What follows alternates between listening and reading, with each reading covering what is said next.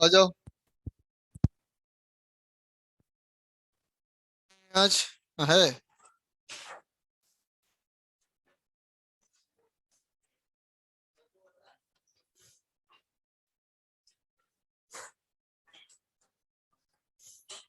अभी class maths की हुई थी क्या? हम्म।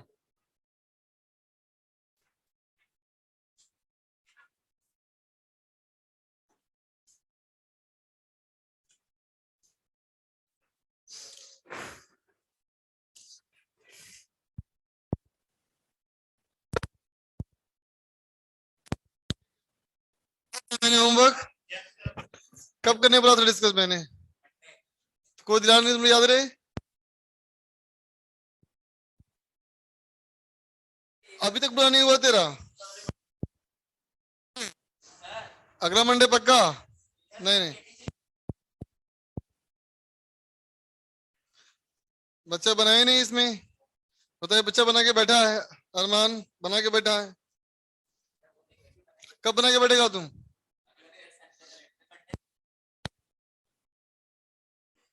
कॉपी दिखा। कौन? मैं? किसने कहा? नहीं। मैं बहुत आलसी आदमी हूँ। संडे को नहीं पढ़ाता मैं। संडे को पढ़ा। संडे को पढ़ा तू तो पढ़ नालायक। बोल के खुश हो रहा है। डीपी दिया था होमवर्क क्या? डीपी नंबर क्या दिया था होमवर्क?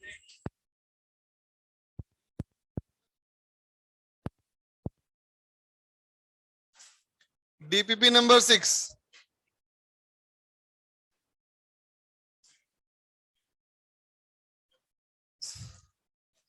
निकालो भाई।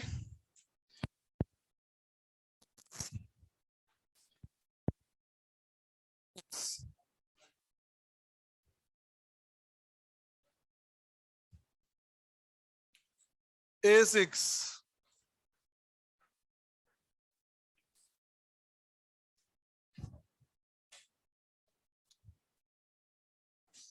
स्ट्रिंग वेव साउंड वेव दोनों था ना हमारा? स्ट्रिंग वेव और साउंड वेव था। एक्सरसाइज 2 पार्ट 1 था।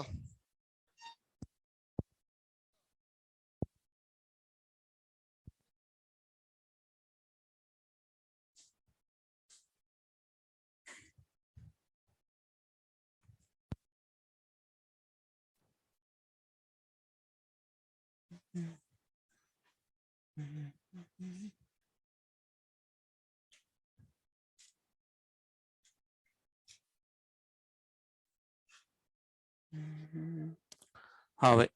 आवाज आ रही है?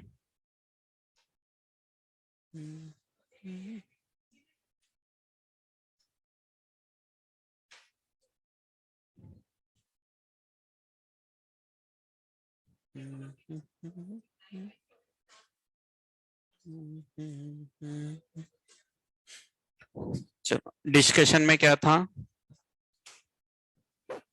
डिस्कशन में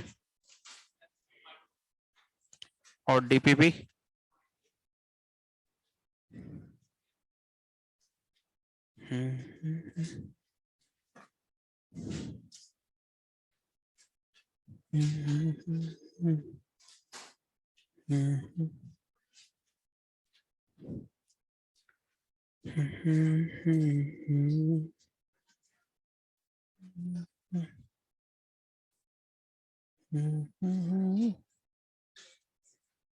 चलो, डीपीपी नंबर A4 में आते हैं।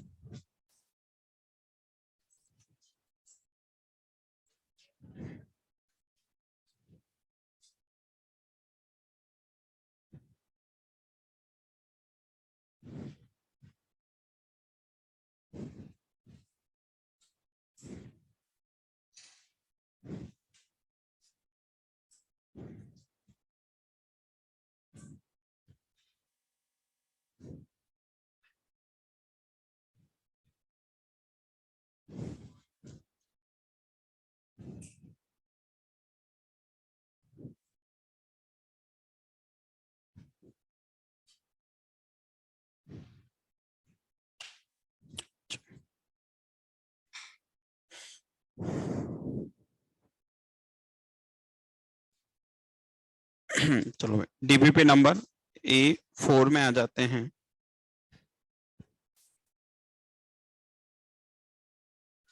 डीबीपी नंबर A4 में आओ। Question number 1, 2, 3, 4, 5, 6। क्वेश्चन नंबर 6 में क्या है?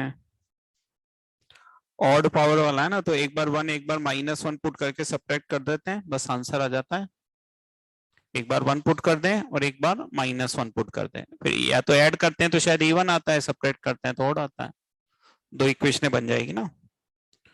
तो एक बार 1 और एक बार -1 पुट करते हैं तो ऐड सब्ट्रैक्ट करने से आंसर आ जाता है। 6 की बात कर रहा हूं मैं भाई, ये वो चीज ही तो लिखी हुई है 1 - x + x² की पावर n, तो इसका मतलब हो गया a0 + a1x + a2x² + a3x³। तो अपने को एक बार x बराबर 1 और एक बार x बराबर -1। फिर देख लें कि ऑड वाले मतलब a1 a3 किससे आएंगे, a2 a4 किससे आएंगे। वो 7, 8, 9,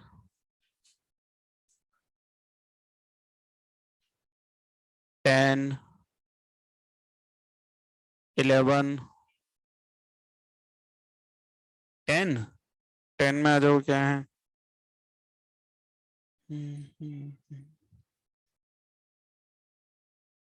The mean of square of deviation of a set of an observation above -2 and 2, 10 and 18, then the standard deviation of this is an observation। अच्छा, ये वो चीज है 10 की भाई, आपको दो चीज दे रखी है कि आपको समेशन xi² + 2 का होल स्क्वायर अपॉन n, ये कितना दे रखा है 18, और एक आपको दे रखा है समेशन xi - 2 का होल स्क्वायर अपॉन n, ये कितना दे रखा है 10।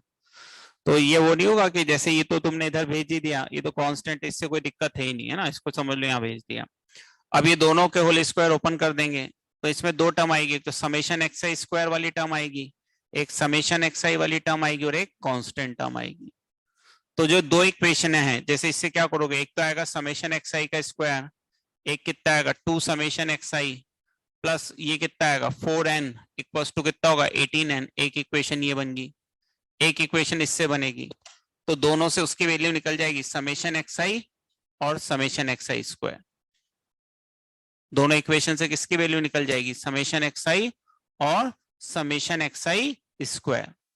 और अगर ये दोनों वैल्यू पता है तो स्टैंडर्ड डेविएशन पता है, उसके फॉर्मूला याद है ना, समेशन xi का square upon n minus summation xi upon n का होल स्क्वायर, तो बस उसमें वैल्यू डाल दें। तो इससे दो इक्वेशनें बन जाती है और दोनों से ये दोनों चीजें निकल जाएगी, समेशन xi और समेशन xi का स्क्वायर, है ना। किसमें? अच्छा हाँ, इसमें 2 और 2 4 हो जाएगा, ठीक है।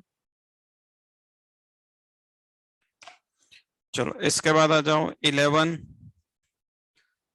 12, 13, 14, 15, 15 में आ जाओ, क्या कह रहा है?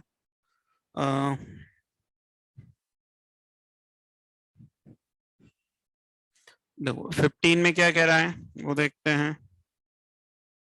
15 में कह रहा है कि n एलिमेंट है, k लेस देन इक्वल है, subset of having k is the largest element. तो इसको ऐसे समझ लो, कोई एक एग्जांपल लेके समझ लो, जैसे k तुमने 3 ले लिया, कोई से भी वैल्यू ले लिया अपन ने, तो इसमें a में कितने एलिमेंट ले लूं मैं, 1 और 2। अब मैं कहूं तुमसे इसके सबसेट बनाओ, इसके कितने सबसेट, इसके नंबर ऑफ सबसेट कितने होंगे, 2 की पावर 2 4। अब इसके जो सबसेट होंगे 4 सबसेट होंगे, एक तो नल सेट होगा, एक 1 वाला होगा, एक 2 वाला होगा और एक दोनों होंगे। अब अगर इसमें मान लो मैं कहूं कि तुम एक एलिमेंट 3 और डाल लो, तो जो सबसे बड़ा एलिमेंट होगा वो क्या रहेगा 3, बाकी एलिमेंट उससे क्या रहेंगे छोटे। और ये वही तो चीज कह रहा है कि नंबर ऑफ सबसेट निकालना है जिसमें k क्या हो, लार्जेस्ट एलिमेंट हो, k क्या हो, लार्जेस्ट एलिमेंट हो। तो अगर k के से छोटे एलिमेंट लेके आप सबसेट बनाओगे और मान लो इसमें आप तुम 3 डाल दोगे, तो ये जितने भी सेट बनेंगे उनमें लार्जेस्ट एलिमेंट क्या रहेगा 3। तो किसी भी k के लिए कितने होगा ये 2 की पावर k माइनस 1, 3 है तो 2 की पावर 2, मान लो तुम 4 ले लेते तो यहाँ पे 1 2 3 ले लेते, उससे कितने सबसेट बनते 2 की पावर 3। तो फाइनल आंसर क्या हो जाएगा 2 की पावर k माइनस 1, ये आंसर है। तो सवाल को समझने के लिए कोई सी भी छोटी टर्म लेके देख लो, ये कह रहा है। तो अब ये जितने भी सबसेट बने इसमें सब में एक एक एलिमेंट 3 डाल दो तो लार्जेस्ट एलिमेंट क्या माना जाएगा 3।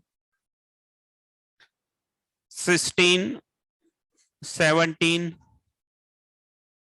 18 19 20 20 में और क्या है भाई, find the number of 4 digit number whose product of digit is divisible by 7। 7 से डिविजिबल चाहिए ना, तो टोटल में से वो केस घटा दो जब 7 से डिविजिबल ना हो, टोटल में से वो केस घटा दें जब प्रोडक्ट ऑफ डिजिट किससे डिविजिबल ना हो 7 से। टोटल और टोटल में से क्या घटाएंगे अपन, not divisible by 7, not divisible by 7, 7 से डिविजिबल ना हो वो वाले इसमें से हटा दो। अब टोटल तो कितने होंगे 4 डिजिट नंबर, टोटल कितने होंगे 9000। अब हम चाहते हैं कि 4 से डिविजिबल 7 से डिविजिबल नहीं हो, तो इसका मतलब जो चारों डिजिट है उसमें 7 नहीं आए और 0 भी नहीं आए, क्योंकि 0 आएगा तो प्रोडक्ट कितना हो जाएगा 0, डिविजिबल माना जाएगा। तो 0 और 7 नहीं आए तो हर एक प्लेस को भरने के कितने तरीके हुए 8। भाई 0 और 7 नहीं आया तो हर एक प्लेस को भरने के कितने तरीके होंगे 8, ये आंसर। चलो अब इसके बाद ये बताओ ऑनलाइन वालों को ये जो डिस्कस हुए इसके अलावा कौन सा पूछना है। एक बच्चा लिख रहा है 4th वाला बता दीजिए सर, प्रोसेस भूल गए हैं। अच्छा 4th वाले में क्या आ गया भाई, कौन सा प्रोसेस भूल गए, ये भूलना ही तो समस्या है। 4th में क्या है, sum of all 4 digit number which can be formed by using the digits 0 1 3। इसमें ये होता है सम ऑफ डिजिट वाला एक तो मेथड होता है ना, और एक तरीका हम डायरेक्ट भी निकाल सकते हैं 4th वाले में, कि अगर जो नंबर ऑफ डिजिट्स किसमें है एपी में, तो एपी के सम से भी आंसर आ जाता है n/2 first term plus last term. तो जैसे ये 0 3 6 और 9 किसमें है एपी में, तो एपी में है तो तुम डायरेक्ट उससे भी निकाल सकते हो सम n/2, टोटल कितने टर्म्स बनेगी 1 2 3 4 फैक्टोरियल 4, तो फैक्टोरियल 4/2 0 3 6 9 फर्स्ट टर्म और लास्ट टर्म। लेकिन इसमें देखो 0 फर्स्ट प्लेस पे आएगा तो 3 डिजिट नंबर बन जाएगा, तो 3 डिजिट वाले सारे सब्ट्रैक्ट कर दो, इससे भी आंसर आ जाएगा। और अदरवाइज तो फिर एक वो तरीका होता है जिसमें हम केस बना के करते हैं, यूनिट प्लेस पे 0 कितनी बार आएगा, 1 3 कितनी बार आएगा, 6 कितनी बार आएगा, 9 कितनी बार आएगा। तो एक तो वो तरीका होता है, और अगर डिजिट्स एपी में है तो आप एपी के सम से भी आंसर ला सकते हैं, है ना, ये एक होता है इसमें। इसके बाद एक बच्चा 9 पूछना चाह रहा है, 9 में क्या है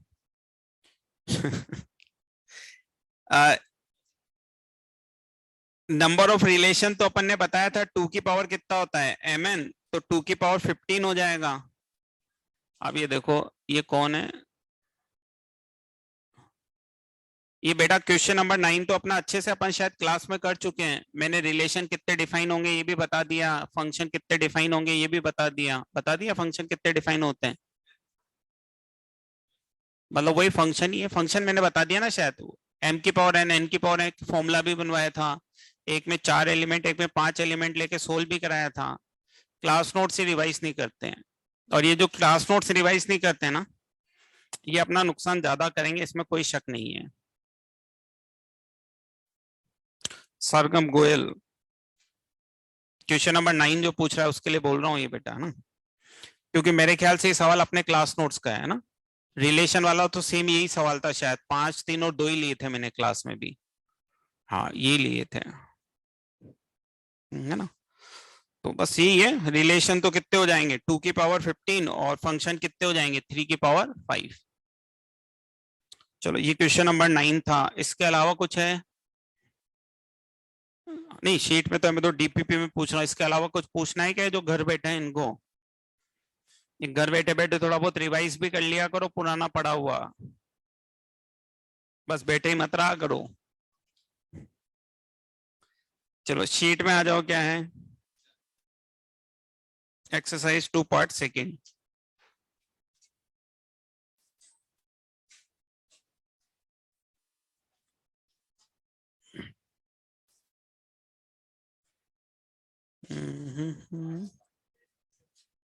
एक्सरसाइज 2 पार्ट 2, इसमें थे अपने क्वेश्चन नंबर 1 to 6, है ना? चलो तो इसमें आते हैं exercise 2 part second, question number 1 to 6। इसमें आओ, क्वेश्चन नंबर 1 हो गया, ठीक है। क्वेश्चन नंबर 2 वो 2 केस बना के देख लेंगे, है ना? क्वेश्चन नंबर 3 में क्या है? 3 में तो कुछ भी नहीं है। 3 में मुझे क्या बताना है? 3 में तो ये लिखा हुआ है कि 1/3 की पावर फ्रैक्शनल पार्ट x किससे छोटा बड़ा लिखा हुआ है। 1/3 की पावर कितना हो जाएगा? 1/2। तो फ्रैक्शनल पार्ट x किससे छोटा है? हाफ से। ऑप्शन से चेक कर लो किस किस का फ्रैक्शनल पार्ट हाफ से छोटा है, वो आंसर है। यही तो करना था। ये वही तो लिखा है, a की power x greater than a की पावर y, और a 1 से छोटा है तो हटा देंगे, लेकिन साइन ऑफ इक्वलिटी क्या होगा? चेंज। बस अब ऑप्शन से देख लें किस किस का फ्रैक्शनल पार्ट हाफ से क्या है? छोटा, बस वो आंसर आ जाएगा। 3 के बाद आ जाओ क्वेश्चन नंबर 4।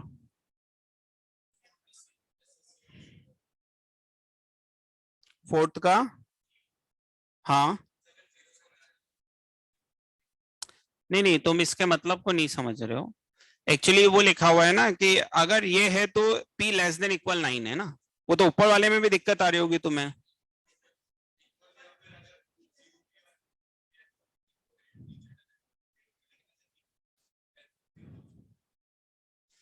तो मैं S0 का मतलब क्या है? Q0 और Q0 S be the number of solution of equation. तो हम कह रहे हैं कि Q बराबर 0 पे अंदर वाली क्वांटिटी क्या होगी? 0, और 0 होगी तो नंबर ऑफ सॉल्यूशन 0 चाहिए ना, तो उसका D क्या हो जाएगा?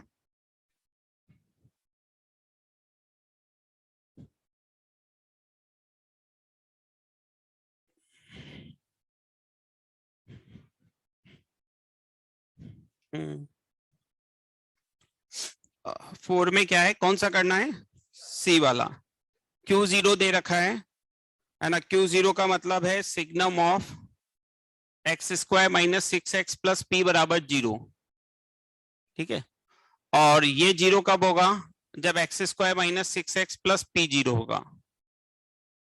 अब ये कह रहा है कि number of solution of equation, number of solution of equation भी कितना है? 0। तो हम d क्या कर देंगे? लेस देन, भाई इसके सॉल्यूशन नहीं आए, और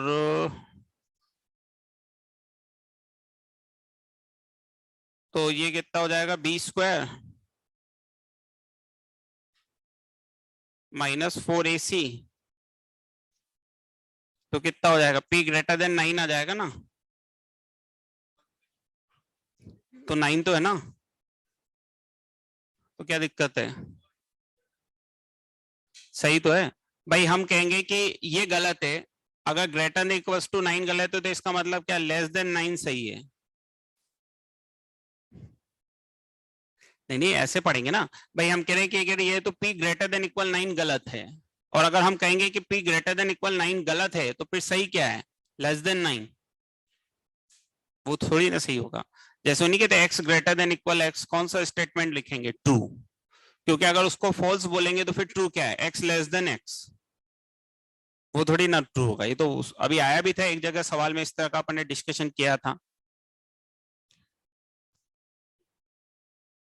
इस चीज को डिस्कस किया था ना कि भाई x greater than equal x, इसको हम कौन सा स्टेटमेंट बोलेंगे? ट्रू। क्योंकि इसको फॉल्स बोलने का मतलब है कि ट्रू क्या है? फिर x लेस देन x थोड़ी ना ट्रू होगा। तो उसमें दोनों में से एक चीज तो आ रही ना। अगर उसको फॉल्स बोल देंगे तो फिर बचा क्या? x लेस देन x, तो वही तो फॉल्स है। ट्रू बोलना पड़ेगा उसको, है ना। ये क्वेश्चन दिया ही इसलिए था ना कि हम इस चीज के अंतर को समझो, और ये मैंने समझा भी दिया कि भाई x greater than equal x को हमें क्या बोलते हैं, ट्रू स्टेटमेंट, वो है ऑब्वियसली। चलो इसके बाद आ जाओ क्वेश्चन नंबर 5, 6 हो गए, बाकी हो गए सबके। चलो पार्ट 3 में भी थे 1 2 3, अच्छा ठीक है।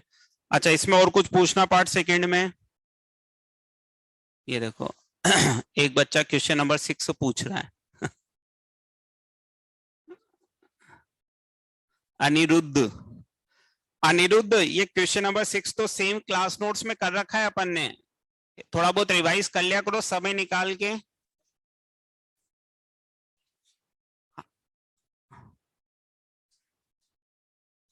तो थोड़ा बहुत समय निकाल के ये रिवाइज कर लिया करो यार, तो ठीक रहे। ये तो एज इट इज अपन ने क्लास नोट्स में किया था।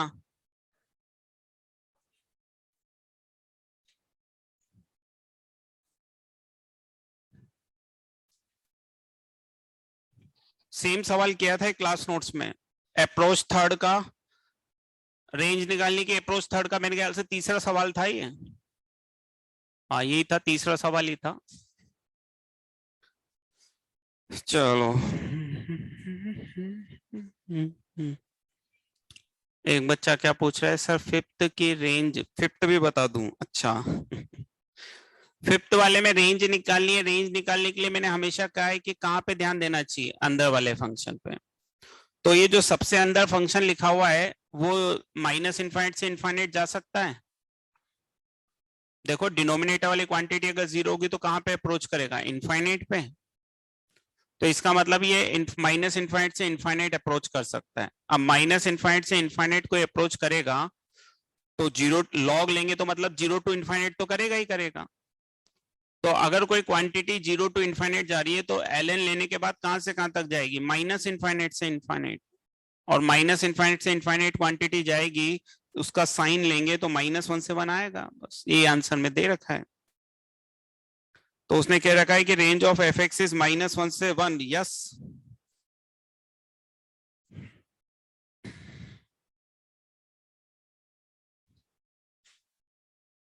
ठीक है चलो इसके बाद आ जाते हैं, बस यही था इसमें।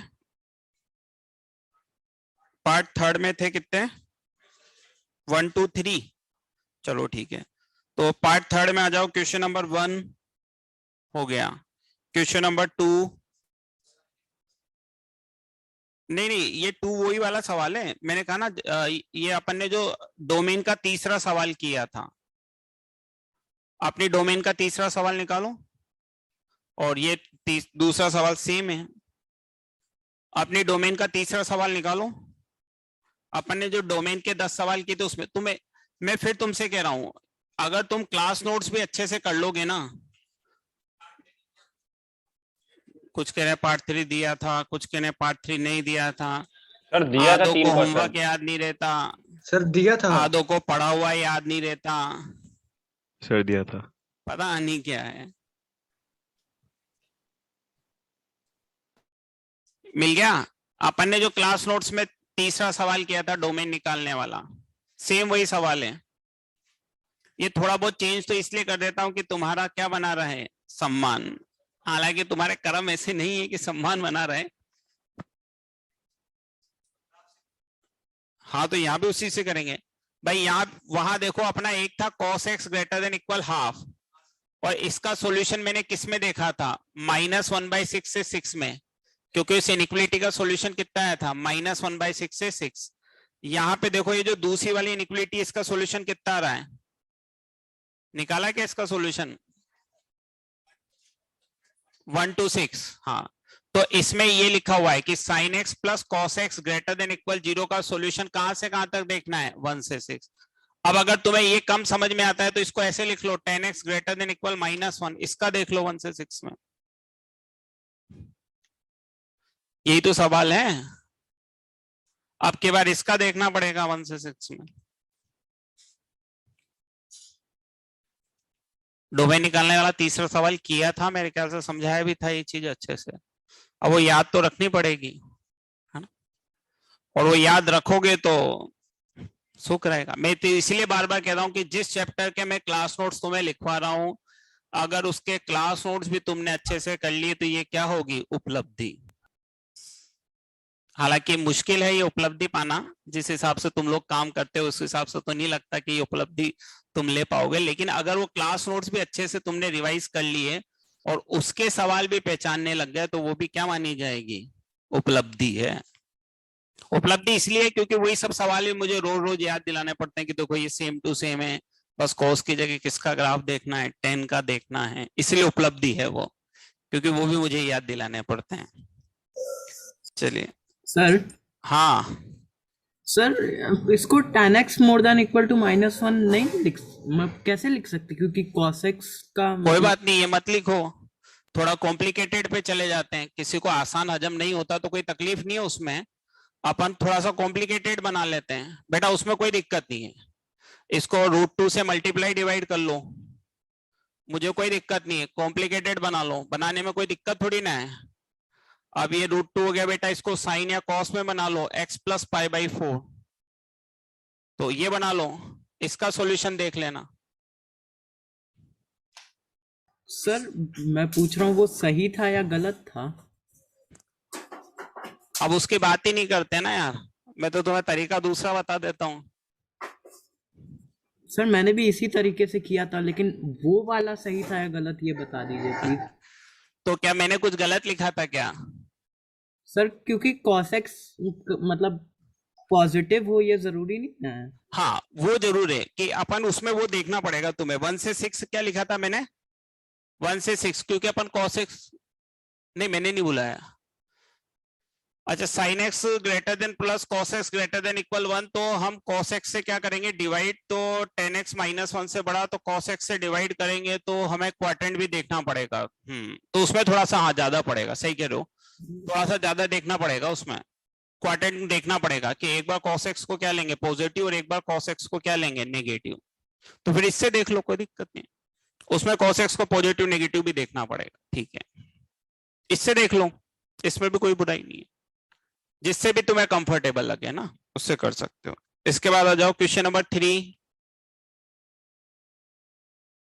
हो गया, फैक्टर कॉमन आके कैंसिल हो जाएगा इसमें 3 में, हाँ, या फिर इसको उससे भी कर सकते हो, same type upon same type, एक फैक्टर कैंसिल करके एक क्वाड्रेटिक में बन जाता है शायद, क्या बना था, हाँ x+1 तो कैंसिल हो जाएगा, फिर उसके बाद ये क्वाड्रेटिक का कुछ बन जाता है, इस तरह का कुछ फंक्शन बन जाएगा शायद ये, हाँ f(x) इक्वल्स टू कितना बन जाएगा 1 + x² + x+1 है ना, x is not equals to 0 और 1, इससे रेंज निकाल लें, इसमें कन्वर्ट हो जाता है, ठीक है, यही था, है ना, ठीक है चलो।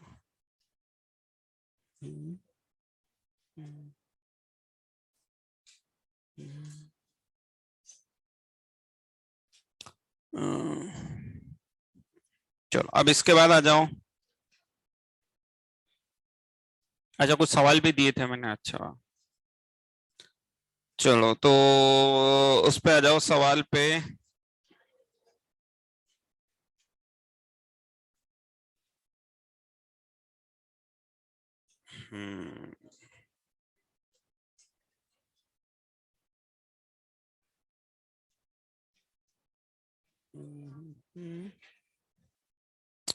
दो सवाल दिए थे, बताओ आंसर क्या है, क्या उनके कुछ क्या है, पहले वाले का क्या है 0 और 1, दो आंसर आएंगे पहले वाले के, तो 0 और 1।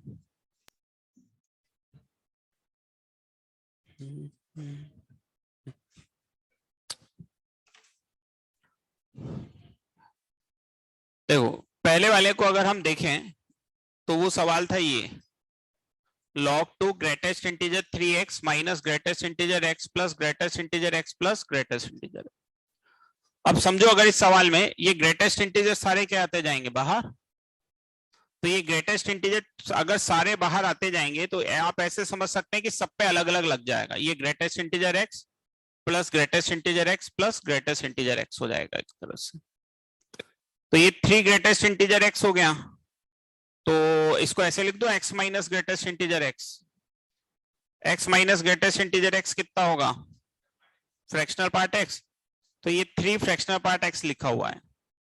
अब आप समझो फ्रैक्शनल पार्ट x कहां से कहां तक जाता है, 0 से 1, 3 से मल्टीप्लाई करेंगे तो 0 से 3, और उसका ग्रेटेस्ट इंटीजर लेंगे तो 0 आ सकता है, 1 आ सकता है और 2 आ सकता है। 0 तो डोमेन की वजह से होगा नहीं, तो केवल 2 वैल्यू रख सकते हैं इसकी अपन, कौन कौन सी, 1 और 2, तो log2 1 और log2 2, तो y की वैल्यू होगी कौन सी, 0 और 1। इसके तो ये दो आंसर आएंगे, y की दो वैल्यू आएगी कौन कौन सी, 0 और 1।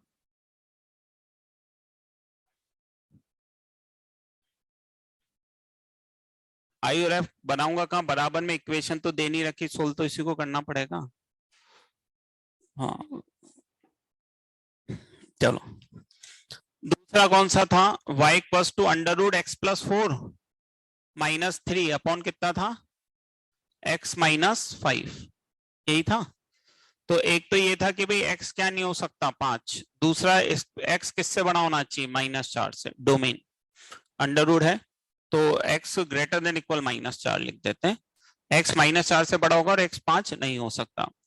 अब इस सवाल में क्या है कि अगर आप इसका, अब ये चूंकि अंडर रूट लग रहा है तब तक थोड़ा सा दिक्कत देगा, तो इस अंडर रूट को हटाने के लिए मैं इससे मल्टीप्लाई डिवाइड कर लेता हूं, अंडर रूट हटेगा ना तभी तो कुछ काम कर पाएंगे ढंग से। तो ये कितना हो गया, x plus 4 minus 9 upon x minus 5 under root x plus 4 plus 3, ये x माइनस 5 से x माइनस 5 कैंसिल हो जाएगा, तो ये एक आसान सा फंक्शन बन जाएगा, कौन सा, 3 plus under root x plus 4।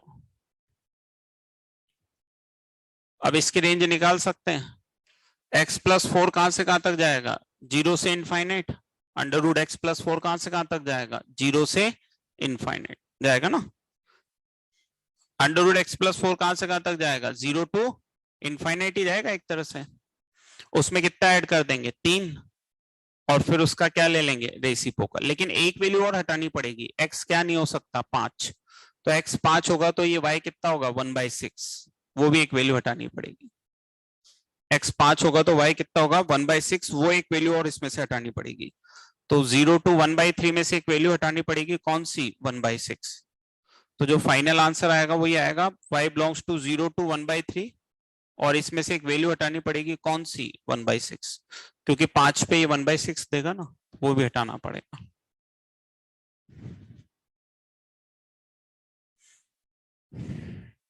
ठीक है, ये सवाल थे दो। तो कई बार थोड़ा जोड़ तोड़ भी करना पड़ता है रेंज के सवालों को, हालांकि वैसे तो जो ज्यादातर पूछे जाते हैं ना वो वही वाले सवाल होते हैं जो अपन ने किए हैं, है ना, कि भाई फंक्शन के अंदर फंक्शन हो या ऊपर नीचे क्या हो, सेम टाइप का फंक्शन बने, तो जनरली जो पूछे जाते हैं वो वही वाले होते हैं, है ना।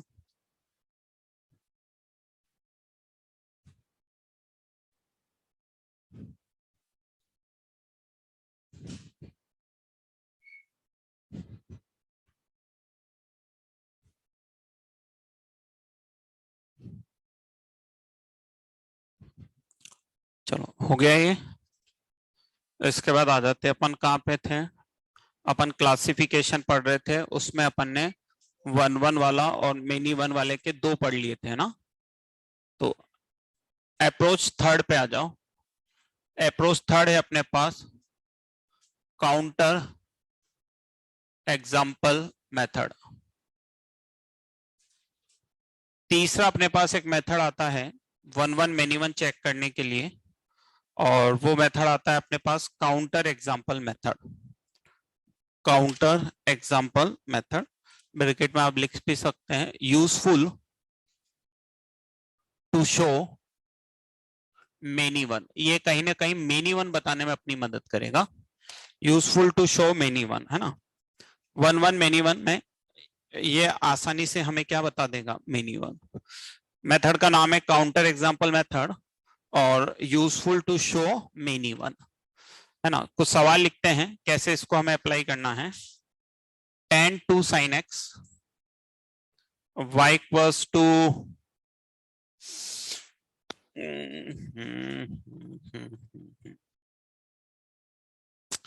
वन प्लस मॉड एक्स ले लेता हूं, y equals to greatest integer x square minus 3 ले लेता हूं, और एक ले लेता हूं y equals to x square minus 2x plus 4 upon x square plus 2x plus 4।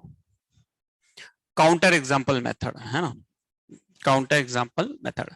तो इसमें क्या है कि जैसे अगर हमने कोई सी भी आर्बिट्रेरी x के ऐसी दो वैल्यू बता दी जिसपे y की वैल्यू क्या है सेम, तो हम बता देंगे कि फंक्शन क्या है मिनिमम। तो जैसे मैं इस सवाल को देखूं तो मैं ऐसे आसानी से बना सकता हूं कि at x equals to 0 and pi value of y कितनी आएगी 0, भाई साइन 0 0 tan 0 0। तो अगर मैंने कोई सी भी ऐसी दो वैल्यू हुई, दो या दो से ज्यादा वैल्यू बता दी जिसपे y की वैल्यू क्या है सेम, तो इसका मतलब ये हो गया मेनी x के लिए y क्या है 1, तो ये क्या हो जाएगा मिनिमम। लेकिन इस तरह का काउंटर एग्जांपल हम सिर्फ किसके लिए दे सकते हैं, मेनी वन के लिए, क्योंकि मेनी वन में अगर हमने कोई से भी 2x बता दिए जिसके लिए y की वैल्यू सेम है तो फिर फंक्शन क्या हो जाएगा मेनी वन। तो मेनी वन बताने का एक आसान और बेहतरीन तरीका होता है कौन सा, काउंटर एग्जांपल मेथड, कि आप कोई सी भी दो या दो से ज्यादा वैल्यू बता दो जिसपे y की वैल्यू क्या है same, then function is many one. हाँ, तो अब जैसे ये है अपन आसानी से देख रहे हैं कि 1 और -1 पे y की वैल्यू कितनी हो जाएगी 2, देयरफॉर मेनी वन। कोई सी भी वैल्यू हम बता दें जिसपे y की वैल्यू क्या आ रही है सेम, तो फंक्शन क्या हो जाएगा मेनी वन। तो जब भी मेनी वन को चेक करना हो तो पहले एक ऑब्जर्वेशन ले लें कि क्या ऐसी कोई दो वैल्यू दिख रही है जिसपे y की वैल्यू सेम है, अगर दिख रही है तो मेनी वन बता के सवाल वहीं खत्म कर दें। नहीं ऐसा कुछ ऑब्जर्वेशन दे रहा है तो फिर हमारे पास मेथड है जिनका हम क्या करेंगे इस्तेमाल करेंगे। अब जैसे ही ग्रेटेस्ट इंटीजर है तो मैं कोई सी भी दो वैल्यू लिख दूं, at x equals to 1.1 1.2 y की वैल्यू कितनी आएगी 1 - 3 - 2, देयरफॉर क्या हो गया मेनी वन। क्या हो गया मेनी वन हो गया।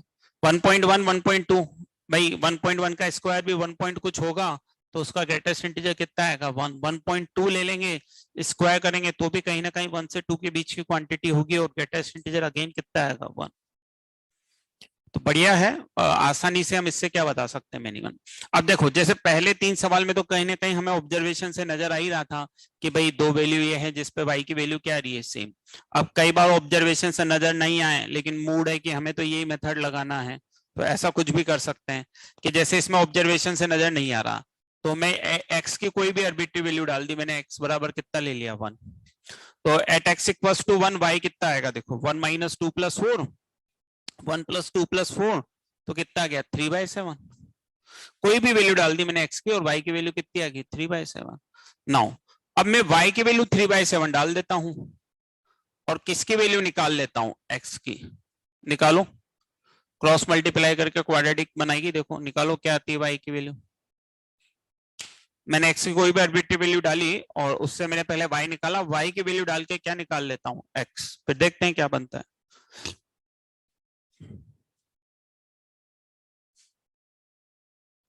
सर एक बार थर्ड वाला वापस समझा सकते हैं? हाँ सर थर्ड वाला वापस समझा सकते हैं एक बार? थर्ड वाले में कुछ भी नहीं किया, दो वैल्यू डाली मैंने 1.1 1.2, तुम रखो इसमें 1.1 1.2, देखो y की वैल्यू कितनी आ रही है -2। दूसरी 4 आ रही है 4 4 तो अभी मैंने करा ही कहा है, अभी तो मैंने 4 में ये कहा है कि ये वैल्यू सर डालो 4 और इसमें। 1 सर वही 4 और 1 आ रही है। सर 4 1 अच्छा 4 और 1 वैल्यू आ रही है, हाँ तो लिख दो। तो अब इसको क्रॉस मल्टीप्लाई सोल्व करोगे तो x की वैल्यू क्या आ रही है 1 और 4।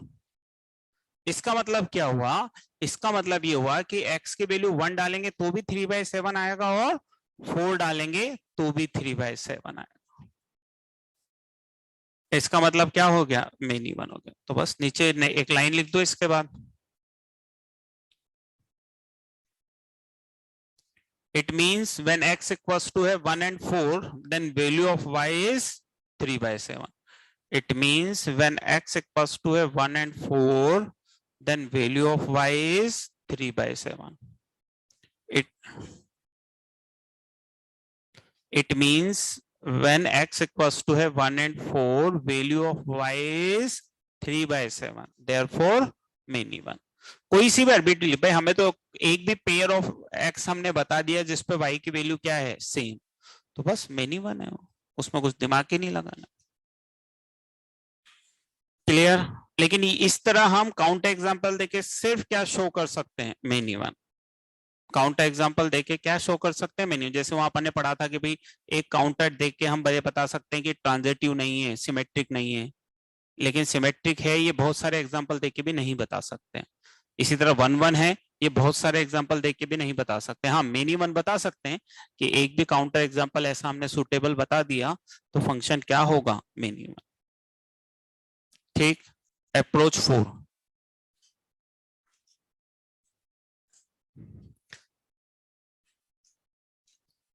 अप्रोच 4 में आ जाते हैं बेटा by use of graph. Approach 4 और अप्रोच 4 में लिखें by use of graph. Approach 4 और अप्रोच 4 में लिखें बाय यूज ऑफ ग्राफ। लिखा अप्रोच 4 और अप्रोच 4 में बाय यूज ऑफ ग्राफ। चलो बाय यूज ऑफ ग्राफ, तो इसमें लिखो if there exist a line, by use of graph इसमें लिख रहे हैं if there exist a line, if there exists a line parallel to x-axis, if there exists a line parallel to x-axis, if there exists a line parallel to x-axis which cuts, if there exists a line parallel to x-axis which cuts graph of, which cuts graph of y equals to fx, which cuts graph of y equals to fx at more than 1 point, y equals to fx at more than 1 point, then function is many one. If there exists a line parallel to x-axis which cuts graph of y equals to fx at more than 1 point, then function is many one. इस तरह का language पहले भी पढ़ी थी अपन ने, y access के parallel वाली। लेकिन y एक्सेस के पैरेलल अगर ज्यादा पॉइंट पर कट करती थी तो उससे क्या पता लगता था, फंक्शन नहीं है, क्योंकि उसमें होता था कि x की एक वैल्यू के लिए y की क्या वैल्यू है, 2। लेकिन वन वन मेनी वन में ये जो लिखा है इसका मतलब क्या है, इसका मतलब ये है कि जैसे कोई ग्राफ है, साइन एक्स वगैरह कोई ग्राफ है, अब आप एक्स एक्सेस के पैरेलल कोई लाइन बनाओगे तो ये एक से ज्यादा पॉइंट पर कट करिए, इसका मतलब क्या होगा, इसका मतलब ये होगा कि एक्स की ऐसी 3 वैल्यू है, 1 2 3, जहां पे वाई की वैल्यू क्या है, सेम, तो मतलब फंक्शन क्या हुआ, मेनी वन। तो इसलिए हम ग्राफिकली मेनी वन कैसे बता सकते हैं कि there exist a line parallel to x axis which cuts graph of y equals to fx at more than 1 point, then it is many one. क्योंकि मोर देन 1 पॉइंट पे cut करने का मतलब है कि मेनी x के लिए y की वैल्यू क्या आने वाली है, सेम, इसका मतलब फंक्शन क्या हो जाएगा, मेनी वन। चलो मैं 3 छोटे छोटे से ग्राफ लिख रहा हूं बोर्ड पे, और ग्राफ देख के बताना है तुम्हें कि ये 1 1 है या मेनी वन है ना। वैसे तो तुम टैलेंटेड हो, बिना ग्राफ के भी कर लोगे, है ना, लेकिन मैं ग्राफ देखूंगा कॉपी में तुम्हारे।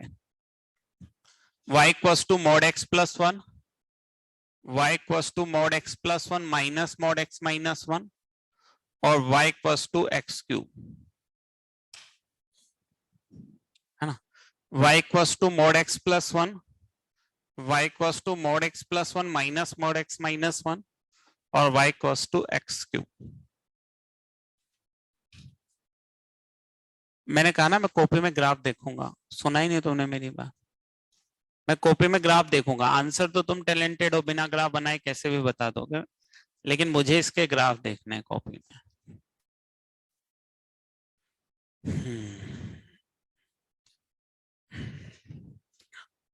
ऑफलाइन वालों की तो मैं कॉपी देख लूंगा, ऑनलाइन वाले चाहें तो व्हाट्सएप ग्रुप पे भेज सकते हैं ग्राफ बना के, उस पर देख लूंगा मैं, अगर उनकी इच्छा हो तो। बाकी उनके लिए तो कोई बाउंडेशन नहीं है, ना भी भेजे तो।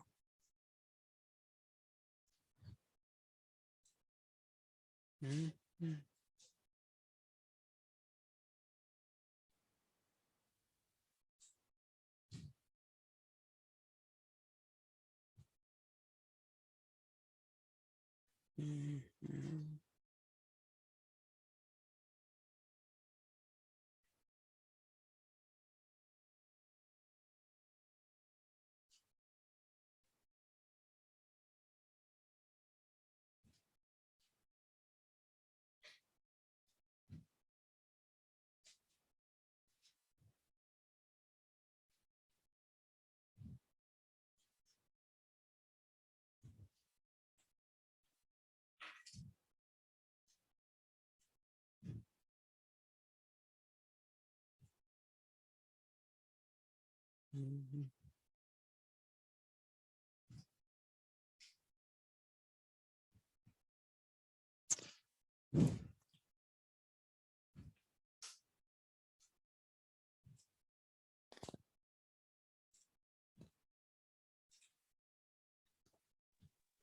फर्स्ट दो की ग्राफ भेजिए सर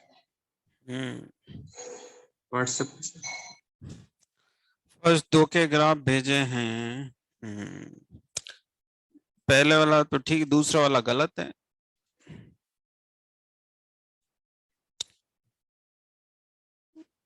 मैं क्या होना, सिलेक्शन के लिए सिर्फ क्या आना जरूरी है, आसान। और विडंबना यही है कि इतना सब कुछ सिखाने पढ़ाने बार बार कहने के बाद भी बच्चा क्या नहीं कर पाता है, आसान। नहीं, 1 1 मेनी 1 तो तुम वैसे ही बता दोगे ना। मैं कह रहा हूँ मुझे तो ग्राफ देखने हैं, तुम कॉपी में बना लो तो देख लें। पहला ही ग्राफ गलत है, सर पहला ही गलत दूसरा है। भेजा वो सही है सर, सेकंड का। दूसरा गलत है।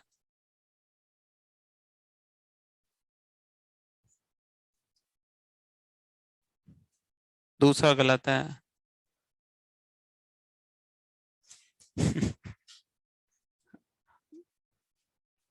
पहला ही गलत है तेरा तो।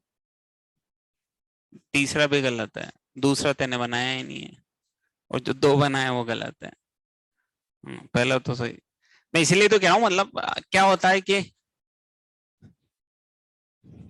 ये क्या है।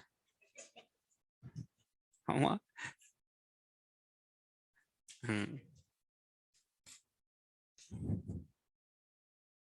दूसरा गलत है, पहला भी गलत है।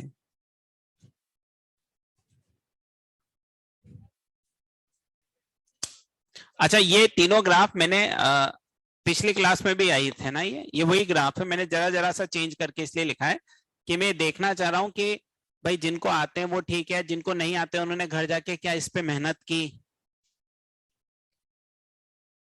है ना। तो वो घर जाके ऐसा लग नहीं रहा कि उन्होंने मेहनत भी की है ना। वो घर जाके मेहनत नहीं करोगे तो फिर दिक्कत है। बहुत महान काम कर रहे हो महीना से इतनी देर में डिसाइड करके। चलो खैर, अब मैं बना देता हूं।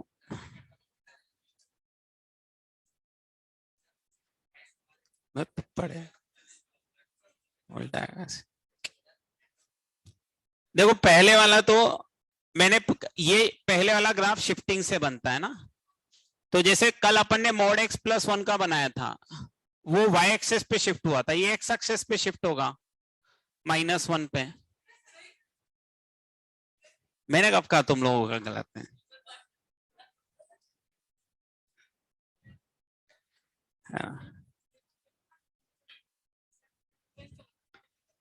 -1 वाला बनेगा। दूसरा वाला ये डिफाइन करके बनेगा। अपन ने जो पिछली क्लास में बनाया था वो प्लस वाला बनाया था,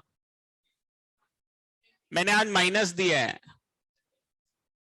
और मैंने कहा था कि इस तरह का ग्राफ किससे बनता है, डिफाइन करके बनता है। अब इसको डिफाइन वही 3 इंटरवल में करना पड़ेगा। कौन सा, -1 से छोटा, -1 से 1 और 1 से बड़ा। -1 से 1 में इसको डिफाइन करोगे तो कितना आएगा 2x। 1 से बड़े में कितना आएगा 2, 1 से छोटे में कितना आएगा -2। तो इसका ग्राफ कुछ इस तरह का बनेगा। ये -1 से 1 में तो ये लाइन बनेगी y = 2x वाली, इसके इधर -2 वाली बनेगी, इसके इधर 2 वाली बनेगी। कुछ इस तरह का ग्राफ बनेगा इसका। और तीसरा ग्राफ तो y बराबर एक्स क्यूब का ही मैं पहले भी बना चुका हूं। एक वो मैक्सिमम मिनिमम वाले जब सवाल किए थे तब भी मैंने बनाया था। y बराबर एक्स क्यूब का शेप कुछ इस तरह का होता है, तो ये किसका ग्राफ बनता है, y equals to x cube का। तो देखने से पता लग रहा है कि पहले दो क्या है, मेनी वन है, और तीसरा क्या है, वन वन है। पहले दो क्या है, मेनी वन है, और तीसरा क्या है, वन वन।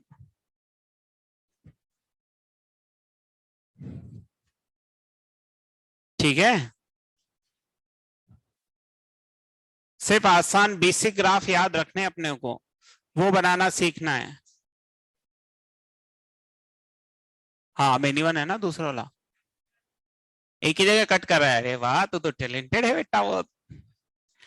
अरे नाला, यहाँ भी तो देख ले, ये y बराबर 2 पे इनफाइनाइट वैल्यू पे कट नहीं करेगा क्या, और यहाँ पे भी कट करेगा इनफाइनाइट वैल्यू पे, तो क्या होगा, मेनी वन होगा। पहले दो मेनी वन है और तीसरा कितना है, वन वन है। क्लियर है सबको, यहाँ बैठे हैं जो सब और घर बैठे हैं वो सब, एक बार यस और नो में बताएं।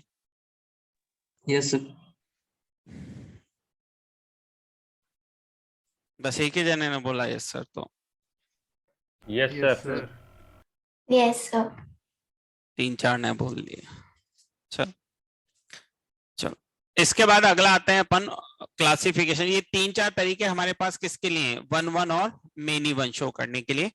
इसके बाद नेक्स्ट आते हैं अपन सेकंड क्लासिफिकेशन पे, onto and into function. Onto and into function, इसका क्लासिफिकेशन कैसे करते हैं कि कौन सा फंक्शन ऑन टू है और कौन सा फंक्शन इनटू है। अब देखो, जैसे मैंने वन वन मेनी वन में कहा था कि आप उसकी लैंग्वेज पे ध्यान दे, वन वन मेनी वन, ऐसे ही यहां पे भी इसके नाम पे ध्यान दे, ऑन टू, इन टू, है ना। अब हम क्या जानते हैं कि रेंज किसके सबसेट होती है, कोडोमेन का। रेंज किसका सबसेट होती है, कोडोमेन का। तो दो ऑप्शन हो सकते हैं कि या तो रेंज जो है ये बराबर हो किसके, कोडोमेन के, और या तो फिर जो रेंज है वो छोटी हो किससे, कोडोमेन से। तो अगर रेंज कोडोमेन के बराबर है तो फिर फंक्शन क्या होता है, ऑन टू, और अगर रेंज कोडोमेन से छोटी है तो फंक्शन क्या होता है, इन टू। इन है ना, इन, अगर हम किसी चीज में इन होना चाहते हैं तो फिर जैसे मान लीजिए गेट है, हम इसमें एंटर करना चाहते हैं तो गेट से छोटा होना पड़ेगा ना, लंबे हैं तो भी झुक के एंटर होना पड़ेगा। इन करना है तो इन करना है मतलब छोटा, ऑन मतलब बराबर। तो ऑन टू फंक्शन अगर रेंज कोडोमेन के बराबर तो ऑन टू, और रेंज कोडोमेन से छोटी तो इन टू।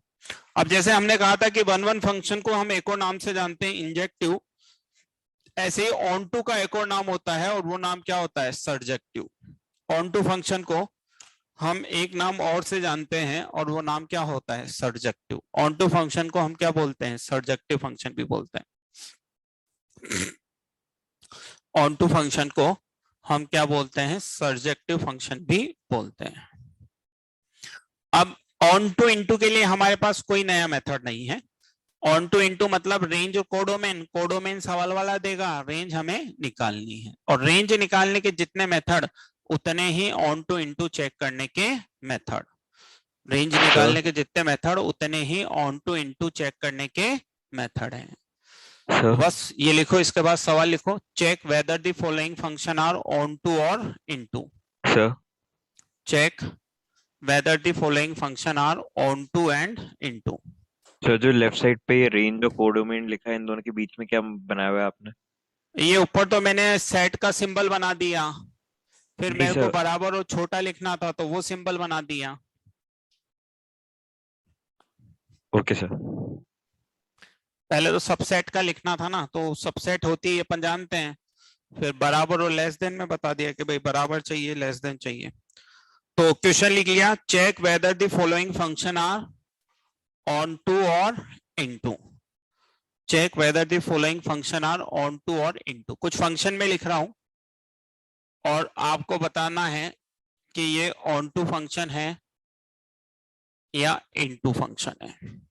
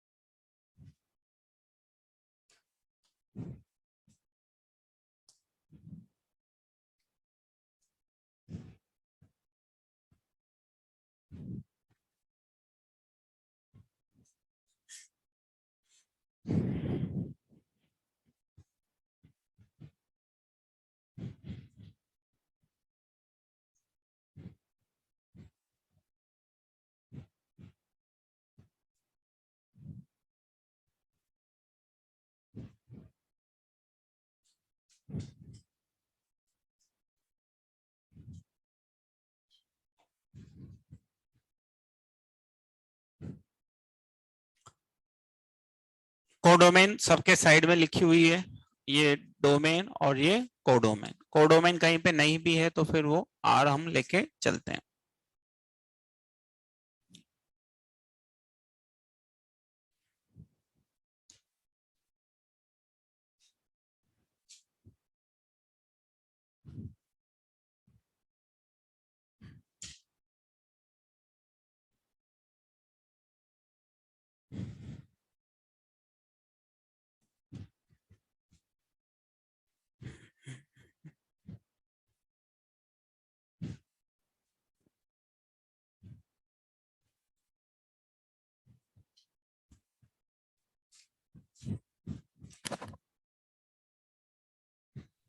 सर वो इक्वेशन के बाद कोडोमेन और रेंज लिखा हुआ है।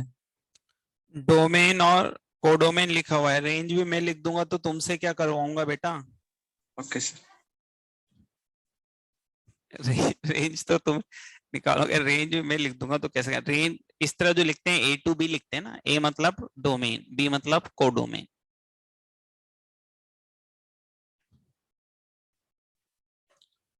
चलो फर्स्ट वाले के बारे में बताएं। फर्स्ट वाला क्या है? On to. फर्स्ट वाले में अगर तुम्हें याद भी हो तो इसको अपन ने इसकी डोमेन रेंज भी निकाल रखी है। इसकी जो रेंज आएगी वो कितनी आएगी? माइनस इनफाइनाइट से इनफाइनाइट आएगी, मतलब ये कोडोमेन के बराबर भी आएगी, और ये कोडोमेन के बराबर आएगी तो क्या होगी? On to. कोडोमेन के बराबर आएगा तो क्या होगा? On to. रेंज निकाली थी इसकी अपन ने। रेंज निकालने की अप्रोच थर्ड का जो पहला सवाल था उसमें इसी फंक्शन की रेंज हमने निकाली थी, और वो रेंज आई थी माइनस इनफाइनाइट टू इनफाइनाइट। हाँ निकाली थी, वहां पे सॉल्यूशन रखा हुआ है, आप चाहें तो देख सकते हैं क्लास नोट्स की कॉपी में।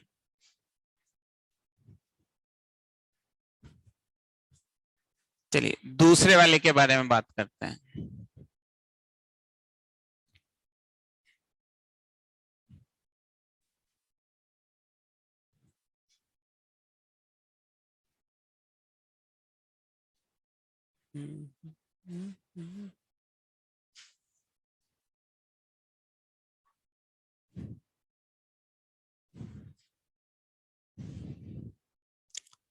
सेकेंड वाले का आंसर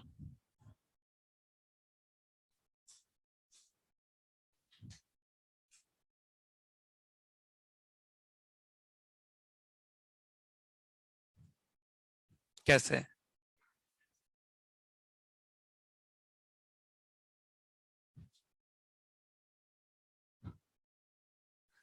अब देखो देखो, अब ऑन टू इनटू चेक करने के लिए ऐसा जरूरी नहीं कि हम पूरी रेंज निकालें।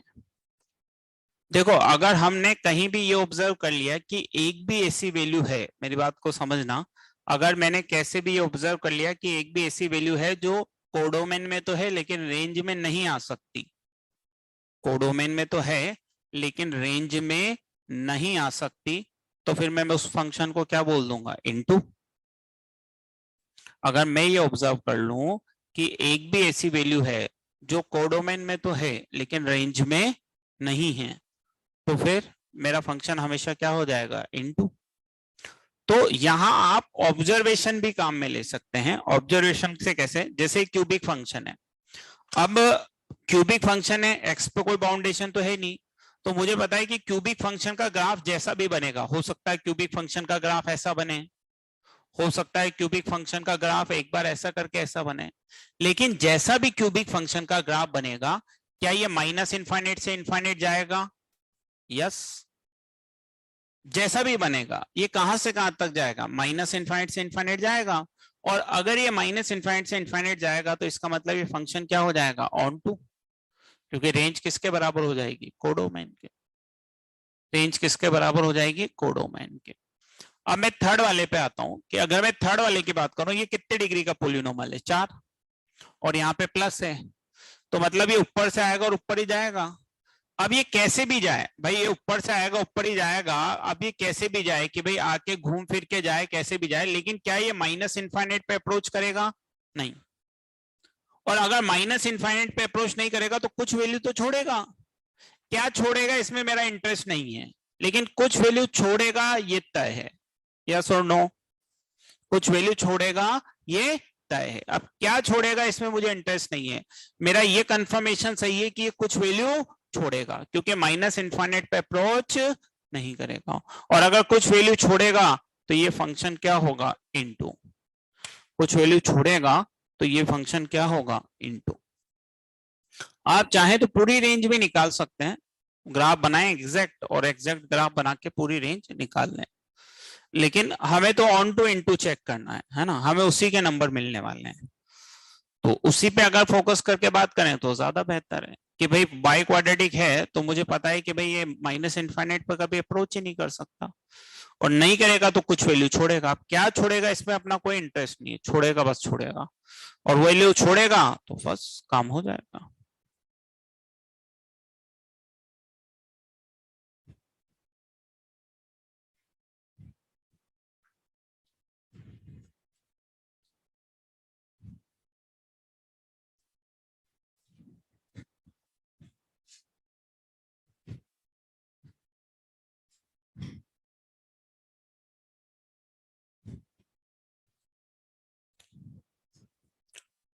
पहले 3 बोर्ड पे से हटा दूं, फर्स्ट सेकंड थर्ड। क्लियर है सबको? फर्स्ट सेकंड थर्ड बोर्ड पे से हटा रहा हूं मैं।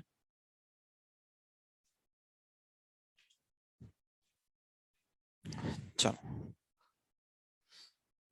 अब मैं फोर्थ वाले पे आ जाता हूं। अब फोर्थ वाला मॉड है, और मैंने पहले भी कहा कि मॉड है तो हम क्या कर लें, डिफाइन कर लें, फिर आगे की बात तो बाद में करें। तो मॉड है तो मैं इसको क्या करूं, डिफाइन कर लूं। तो डिफाइन कैसे करूंगा, वैसे तो इसने अच्छा 0 टू इनफाइनाइट दे रखा है तो और बढ़िया है। अगर ये 0 टू इनफाइनाइट इसने दे दिया तो मुझे पता है 6 की पावर x प्लस 6 की पावर माइनस एक्स बनेगा। तो ये कहीं ना कहीं वो चीज बन जाएगी x प्लस 1/x, और मुझे पता है कि x प्लस 1/x तो हमेशा 2 या 2 से बड़ा आता है। x प्लस 1/x तो हमेशा क्या आता है, 2 या 2 से बड़ा आता है पॉजिटिव वैल्यू के लिए। तो इसका मतलब कुछ वैल्यू छोड़ेगा। कोडोमेन तो 1 से इनफाइनाइट दे रखी है, कोडोमेन तो क्या दे रखी है, 1 से इनफाइनाइट। कुछ वैल्यू छोड़ेगा, और कुछ वैल्यू छोड़ेगा तो क्या हो गया, इनटू। छोड़ेगा कुछ तो, क्योंकि वो x प्लस 1/x से तो 2 से नीचे तो जाने से रहा। कोडोमेन उसने कितनी दे दी, 1 से इनफाइनाइट, और 1 से इनफाइनाइट दे दी तो कुछ वैल्यू छोड़ेगा, और छोड़ेगा तो क्या होगा, इनटू।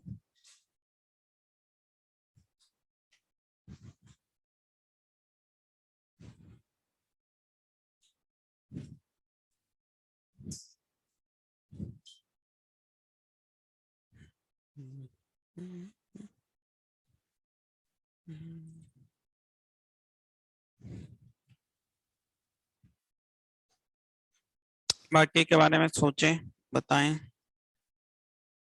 Fifth,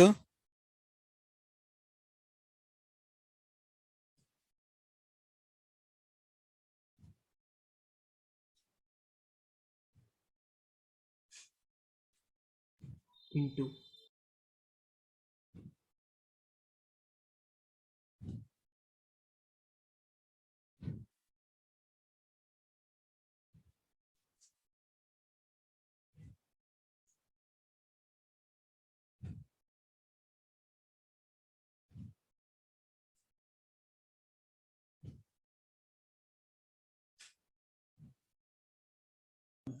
sir into.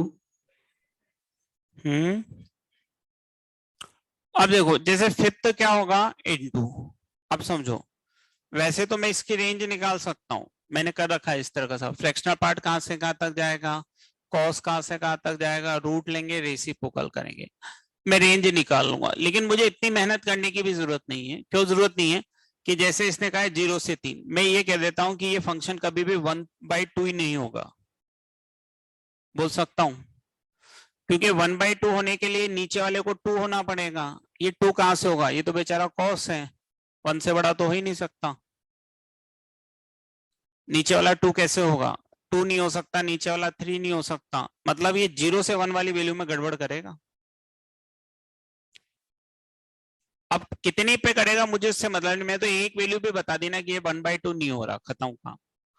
क्योंकि 1/2 होने के लिए नीचे वाले को 2 होना पड़ेगा।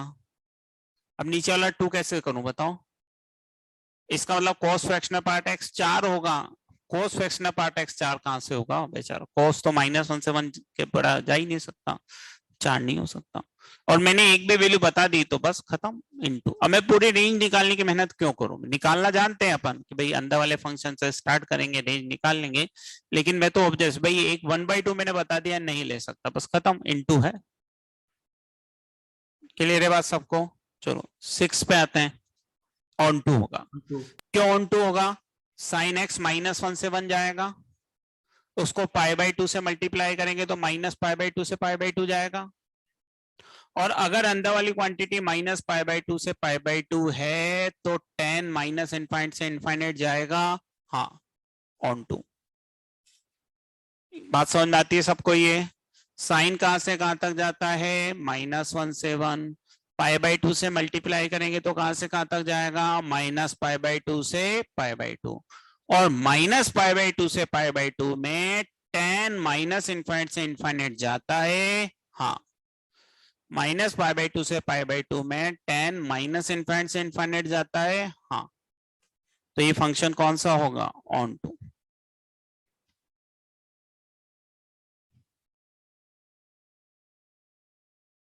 सेवंथ वाला क्या है, इनटू। क्वाड्रेटिक अपॉन क्वाड्रेटिक है, रेंज भी अपन ने निकाल ली इसकी।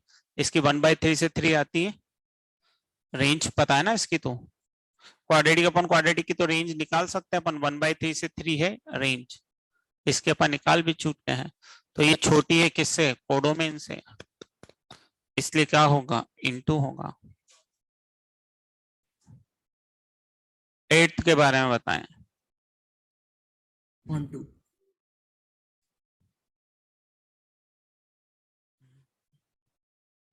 ऑन टू,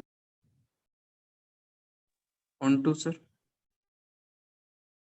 ऑन टू भाई मॉड है, और मॉड के लिए कुछ दिमाग नहीं लगाना है, डिफाइन करेंगे। तो अगर x पॉजिटिव है तो ये x और x कितना हो जाएगा, x²। अगर x नेगेटिव है तो कितना हो जाएगा, -x²। अब इसको तो हम देख सकते हैं, क्या कह रहा है कि पॉजिटिव के लिए क्या बनाना है, x²। ये पॉजिटिव के लिए क्या बनाया, x²। नेगेटिव के लिए क्या बनाना है, -x²। नेगेटिव के लिए क्या बनाया, -x²। पॉजिटिव के लिए x², नेगेटिव के लिए -x²। माइनस इनफाइनाइट से इनफाइनाइट जा रहा है। हाँ, ऑन टू होगा। हाँ, ये बात समझ में आ रही, जो ग्राफ बनाया, पॉजिटिव के लिए क्या बनाया, x², नेगेटिव के लिए क्या बनाया, -x²। इसका मतलब ऑन टू है, क्योंकि ये कहां से कहां तक जा रहा है, -इनफाइनाइट टू इनफाइनाइट। तो आप चाहें तो पूरी रेंज निकालें, लेकिन हर सवाल की पूरी रेंज निकालें नहीं निकालें उससे सवाल वाले को कोई मतलब नहीं है, क्योंकि इस सेगमेंट में वो ऐसे सवाल भी बना सकता है कि पूरी रेंज निकालने में हमें बहुत टाइम लग जाए, है ना। तो वो आपकी काबिलियत है कि आप अगर कोई भी एक वैल्यू ऐसी ढूंढ पाए जो कोडोमेन में है लेकिन रेंज में नहीं है, तो आप उसका आसानी से जवाब दे सकते हैं कि वो फंक्शन क्या है, इनटू। और जब उसको इनटू बनाना होगा तो वो इस तरह के कॉम्प्लिकेटेड बना सकता है कि भाई पूरी रेंज निकालने बैठे तो बच्चे से सवाल हो ही ना, और ऑब्जर्वेशन से अगर वो देना चाहे तो फटाफट आंसर उसका दे दें। चलिए एक और सवाल करते हैं इसमें।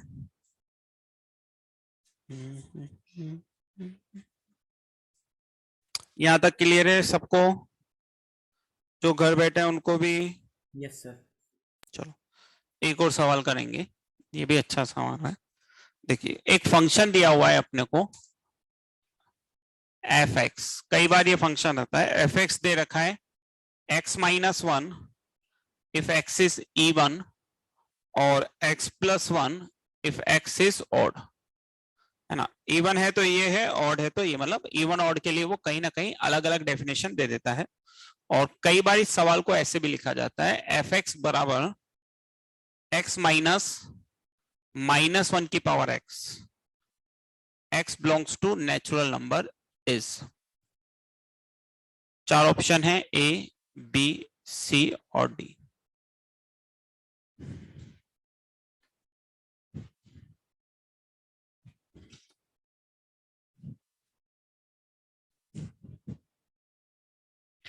ए ऑप्शन में है 1 1 and onto, B option में है 1 1 एंड इनटू, सी ऑप्शन में है मेनी 1 एंड ऑन टू, और डी ऑप्शन में है बेटा मेनी 1 एंड इनटू। बताएं। फंक्शन दिया है f x, x minus 1 x belongs to E1 और x प्लस 1 x बिलोंग्स टू ऑड, या फिर f x equals to x minus 1 की होल पावर x, और x के बारे में जानकारी है, x क्या है, नेचुरल नंबर है। सर ए नंबर सर, ए नंबर सर।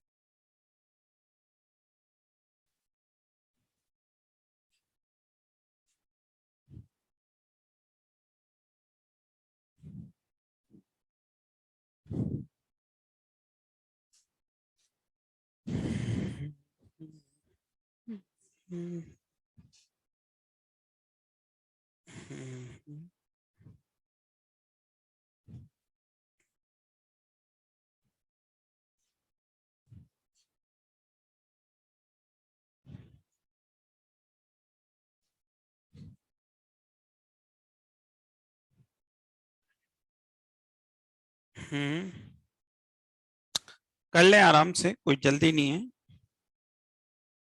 सोचे विचारें।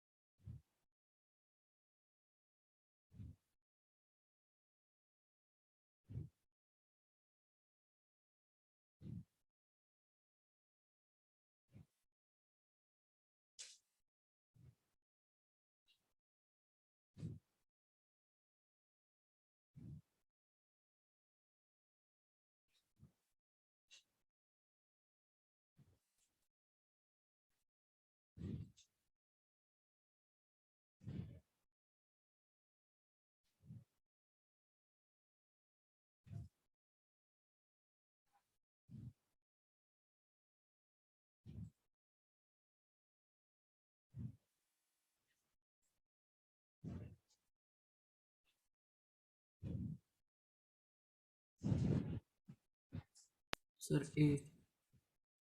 हाँ, इसका आंसर आएगा ए। ये फंक्शन 1 1 है और ऑन टू है। और एक और चीज हम ध्यान रखें कि अगर कोई फंक्शन 1 1 ऑन टू दोनों होता है तो उसे हम क्या बोलते हैं, बाइजेक्टिव भी बोलते हैं। कोई फंक्शन 1 1 ऑन टू दोनों होता है तो जैसे 1 1 के लिए एक नया नाम होता है इंजेक्टिव, ऑन टू के लिए एक दूसरा नाम होता है सर्जेक्टिव, ऐसे ही अगर कोई फंक्शन 1 1 ऑन टू दोनों है तो उसके लिए एक नाम होता है पर्टिकुलर, वो क्या है, बाइजेक्टिव। 1 1 ऑन टू दोनों कोई फंक्शन है तो उसके लिए एक नाम है बाइजेक्टिव। अब ये कैसे क्या है, देखिए जब भी सवाल थोड़ा सा कॉम्प्लिकेटेड होता है तो हमेशा बेसिक डेफिनेशन ही काम में आती है, ये बात हमेशा ध्यान रखें। ये कह रहा है n to n में एक फंक्शन डिफाइन करना है। n मतलब 1 2 3 4 5 6 7 8 9, 1 2 3 4 5 6 7 8 9, x की वैल्यू ली 1 ऑड, तो कितना आएगा 1 पे 2, और x की वैल्यू 1 डालेंगे तो y कितना आएगा, 2 आएगा। तो x की वैल्यू 1 पे y कितना आएगा 2, x की वैल्यू 2 डालूंगा तो 1 आएगा। तो ऊपर वाली डेफिनेशन में डालना पड़ेगा ना, तो x की वैल्यू 2 डालूंगा तो y कितना आएगा 1। अच्छा, अगर x की वैल्यू 3 डालूंगा तो y कितना आएगा 4, और 4 डालूंगा तो कितना आएगा 3, 5 डालूंगा तो कितना आएगा 6, 6 डालूंगा तो कितना आएगा 5, 7 डालूंगा तो 8, 8 डालूंगा तो 7। तो मुझे ये समझ में आ रहा है, क्या इधर कोई खाली रहेगा, नहीं है ना, खाली तो कोई नहीं रहेगा। अच्छा, मुझे तो 1 1 और ऑन टू चेक करना है, तो क्या मैपिंग 1 1 है, हाँ, एक x किससे कनेक्ट हो रहा है, एक y से, तो मैपिंग क्या है 1 1 है। क्या मैपिंग ऑन टू है, ऑन टू का मतलब यहाँ पे कुछ खाली रहने वाला है नहीं, यहाँ का हर एक एलिमेंट यहाँ से एसोसिएट होगा, तो जितने यहाँ हैं उतना एसोसिएशन यहाँ होना तय है, तो यहाँ पे कुछ भी खाली नहीं रहने वाला है। तो ये तो चीजें देखनी है कि भाई क्या एक एक्स एक वाई से रिलेट हो रहा है, यस।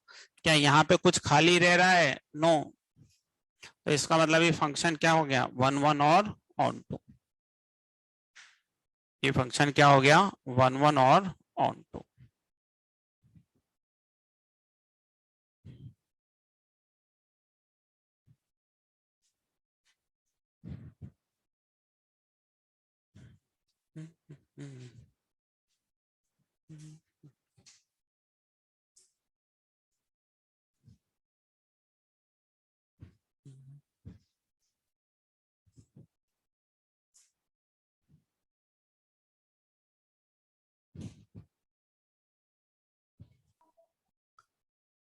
क्लियर है सबको? अब देखो दो तरह के सवाल इस सेगमेंट में बनते हैं। एक तो ये सेगमेंट है जो हमने किया जिसमें कहीं ना कहीं वो फंक्शन देता है और हमसे आइडेंटिफाई करवाता है कि वो 1 1 है या ऑन टू है। कौन सा सेगमेंट, जिसमें वो फंक्शन देगा और हमसे आइडेंटिफाई करवाएगा कि वो 1 1 है या ऑन टू है। दूसरा सेगमेंट वो आता है जिसमें वो हमें देगा कि फंक्शन क्या है, 1 1 है या ऑन टू है, और हमसे कोई अननोन पूछ लेगा। भाई दो चीज बन सकती है, या तो वो बताए कि फंक्शन दे और हमसे पूछे कि 1 1 है या ऑन टू है, या फिर वो 1 1 ऑन टू बता के हमसे क्या पूछ ले, कोई इन्फॉर्मेशन पूछ ले। तो अब उस तरह के कुछ सवाल करेंगे जिसमें वो हमें 1 1 ऑन टू बताएगा और हमसे क्या पूछेगा, कोई ना कोई इंफॉर्मेशन पूछेगा। चलो तो सवाल लिखते हैं इसी पे, लिखें if F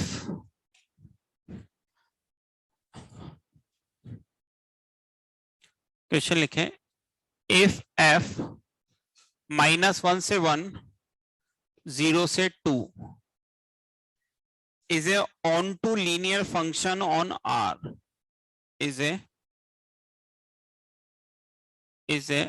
onto linear function in R, on R या जो भी लिखे, onto linear function on R, then f of 1/2 equals to, चार ऑप्शन है, a -1/2, b 1/2, c 3/2 और d 1। -1/2, 1/2, 3/2 और 1। ये कह रहा है कि ये लीनियर फंक्शन है और ऑन टू लीनियर फंक्शन है ना, और हमें किसकी वैल्यू निकालनी है, फंक्शन की। तो कहीं ना कहीं फंक्शन के बारे में उसने जानकारी दी, 1 1 है, ऑन टू है, और उससे फिर आगे कोई इंफॉर्मेशन उसने पूछी। हाँ चलो तो ध्यान देते हैं। अब इसने कह दिया कि फंक्शन क्या है, लीनियर है। तो लीनियर है तो अपन जानते हैं कि f x equals to ax plus B type का कोई फंक्शन होता है ना। अच्छा, अब इसने ये कह दिया कि ये जो फंक्शन है वो क्या है, ऑन टू है। अब ऑन टू है इसका मतलब रेंज किसके बराबर होगी, कोडोमेन। कोडोमेन मतलब कितना होगा, 0 से 2। कोडोमेन मतलब कितना हो गया, 0 से 2। अब ये लीनियर फंक्शन है तो रेंज कोडोमेन के बराबर है। अब ऑप्शन क्या हो सकते हैं, या तो ये इंक्रीजिंग हो सकता है या डिक्रीजिंग हो सकता है, और तो कुछ हो ही नहीं सकता।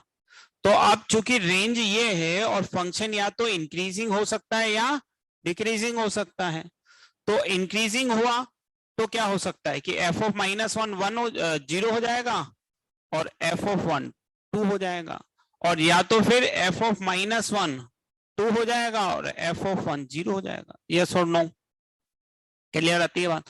भाई ऑन टू है ना, तो ऑन टू देके उसने कह दिया कि रेंज किसके बराबर है, कोडोमेन। अब मुझे पता है कि ये जो फंक्शन है 0 से 2 जा रहा है, तो अगर इंक्रीजिंग हुआ तो मिनिमम पे मिनिमम, मैक्सिमम पे मैक्सिमम लेगा, और अगर डिक्रीजिंग हुआ तो मिनिमम पे मैक्सिमम, मैक्सिमम पे मिनिमम लेगा।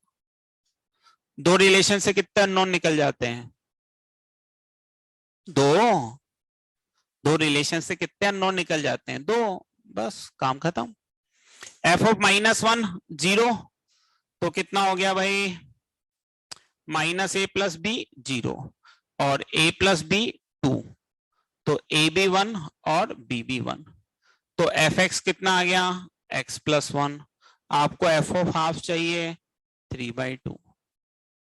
इस केस में आ जाओ तो एफ ऑफ -1, तो माइनस ए प्लस बी कितना आया 2, ए प्लस बी कितना आया 0, ए बराबर कितना -1, बी बराबर कितना 1, तो एफ एक्स कितना -x प्लस 1, तो एफ ऑफ 1/2 कितना -1/2। सही लिखा है ना, a -1 b 1 लेंगे तो 0 आ जाएगा, ठीक है, तो -x प्लस 1 आ जाएगा, तो 1/2, तो f ऑफ 1/2 कितना आएगा +1/2। दो आंसर आएंगे इसमें, 1/2 और 3/2।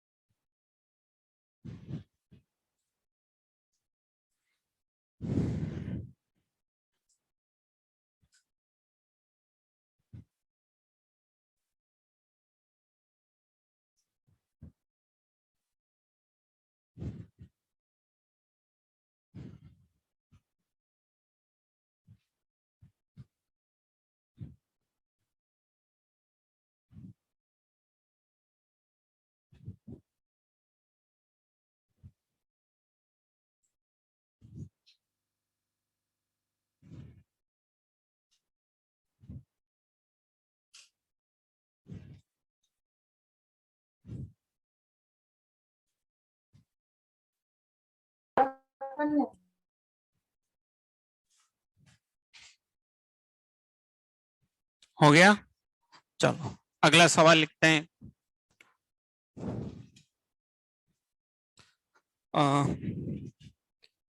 If f of x equals to है x³/3 plus x²/2 plus ax plus b is a 1-1 function, is a 1-1 function, is a 1-1 function, then find a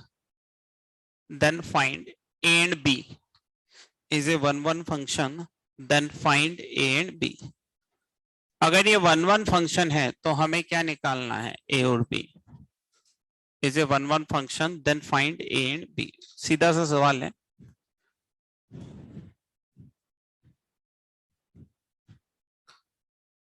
अब फिर समझे, ये क्या कह रहा है कि ये कौन सा फंक्शन है, 1-1।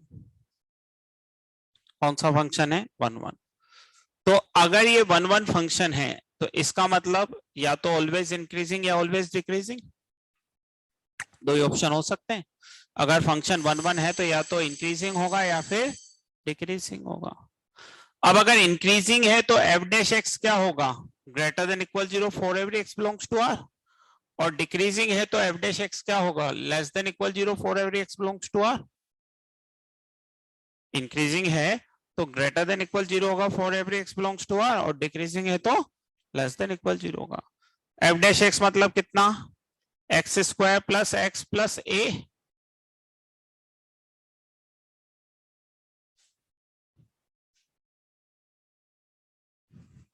ये तो वही बन गया। क्वाड्रेटिक पॉलिनोमियल हमेशा पॉजिटिव कब, जब a greater than 0 and d less than equal 0।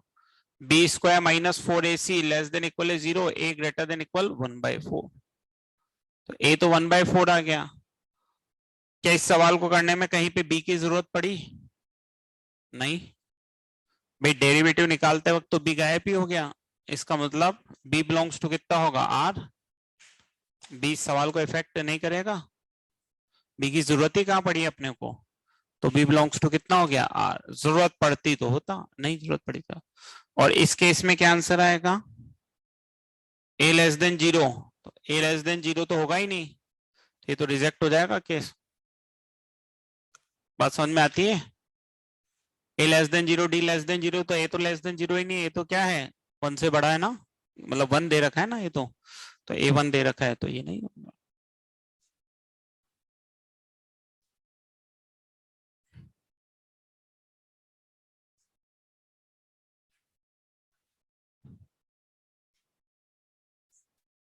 समझ में आती है बात भाई? क्वाड्रेटिक है तो या तो ए पॉजिटिव डी नेगेटिव या फिर ए नेगेटिव डी नेगेटिव, तो ए नेगेटिव करते ही मामला गड़बड़ हो गया उधर, तो ए नेगेटिव हो ही नहीं सकता, 1<0 नहीं हो सकता, तो बात ही नहीं है आगे, फिर खत्म। तो आंसर क्या आ गया? 1/4 से इनफाइनाइट, और बी की वैल्यू कितनी आ गई? आर। और बी आर क्यों आया? क्योंकि सवाल में बी कहीं भी इफेक्ट नहीं कर रहा था, डेरिवेटिव निकालते वक्त बी हट ही गई यहाँ, इसका मतलब बी की वैल्यू में कुछ भी रखो सवाल पे कोई इफेक्ट नहीं पड़ेगा, इसलिए अपन ने बी बिलोंग्स टू कितना ले लिया? आर।